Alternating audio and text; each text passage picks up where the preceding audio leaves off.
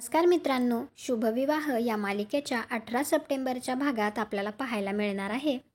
रागिनी अभिजितच्या हाताला धरून त्याला कुठेतरी घेऊन गेलेली असते आणि भूमी हे पाहते. त्यानंतर ती पौर्णिमाकडे येऊन तिला विचारत असते, पौर्णिमा, रागिनी आत्या अभिजितला कुठे घेऊन गेल्यात?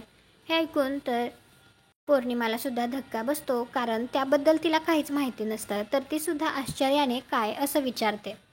दुसरीकडे अभिजित रागिनीला म्हणत असतो, मला वाटतं तू सुद्धा आनंदाने जगावंस म्हणून मी आजपर्यंत गप्प आहे. तर लगेच रागिनी त्याला बंदूक दाखवते आणि म्हणते, काय वाटतंय तुला? काय माहिती आहे तुला? बोल पटकन, काय माहिती आहे तुला माझ्याबद्दल?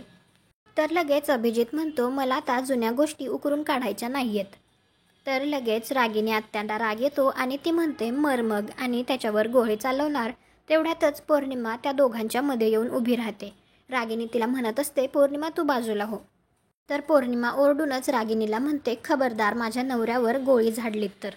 आता पौर्णिमासुद्धा रागिनीच्या विरोधात अभिजितसाठी स्टँड घेते. तुम्हाला हा भाग कसा वाटला ते कॉमेंट करून नक्की सांगा. व्हिडिओला लाईक करा, आपल्या मराठी मालिका चॅनलला सबस्क्राईब करा. भेटू उद्याच्या भागात.